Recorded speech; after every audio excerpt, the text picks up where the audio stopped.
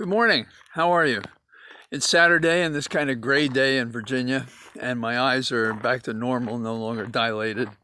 And cataracts is just a reminder that you're living longer because from 50 on, your eyes get all smudged up, or can get smudged up. I suppose not everybody gets cataracts.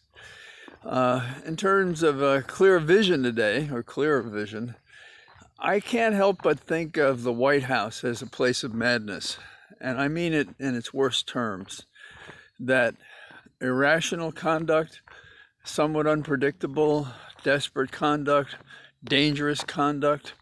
It's like those B movies in which a man is running through an alleyway with a dead end, with his pursuers getting closer all the time, and him hurling objects behind him to interfere and to obstruct their ability to catch him. And the catch here is to throw him out and not re-elect him, but to elect Biden instead. And I think to the extent that he can be compos mentis, this drives his insanity, and the drugs that he took gave him this false sense of inflation. And yeah, I know this is psychobabble, but it's very hard to explain it otherwise. He's sinking like a rock in the poles. And maybe it's also that what are his alternatives? In his mind, he can't give up, because from the time he was a child and made fun of or forced by his dad or ignored by his mom or whatever it is that made him who he is, or whatever his niece says is the case with him, he can't believe in an exit that makes sense. So for example, Lyndon Baines Johnson, a man who sought and controlled power for most of his life, from Congress through the Senate to the Speaker's position to a leadership position in the Senate, to being vice president, to being president. He put down his weapons and withdrew from the presidency. Now, was he accepting the inevitable? Perhaps. Did he figure he had no alternative to preserve the nation? I don't know. I was very opposed to his positions and how he handled the war, which was a principal concern why he withdrew. But he did such amazing things for our domestic policy, and that's always been the argument about it. But you see, Trump doesn't have that ability. He cannot accept the fact that there are objective reasons why he should resign, or to be doing this differently, or any of the above.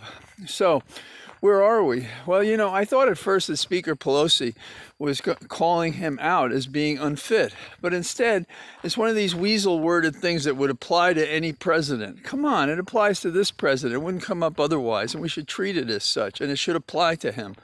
And we should have impeached him.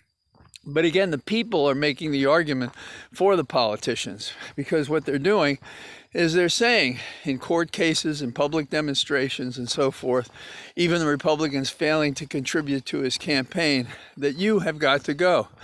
And so we're confronted with a madman in the White House who will risk other people, who may still be sick, who's going to have a rally this evening, Saturday, on the White House lawn, and he's going to speak like Eva Peron from the balcony. And I suppose there'll be clackers in the audience. Remember those people who would applaud, who are paid, like when he made his announcement. And we're that much closer to something that is so out of touch with reality, it dictates that he must be given the heave-ho. And we can't get assurances from any Republicans that they accept that, except the Republicans who are very strongly supporting Biden and believe it's time to have a start over and reestablish a real Republican Party, not the party of Trump. So what are you to do? The same things. Keep your resolve. Vote if you haven't. Get someone else to vote. Contribute what you can. Small donations really do matter. And I'm talking about $10, $5, $10, anything. And finally, I'll see you tomorrow. So be good. Bye-bye.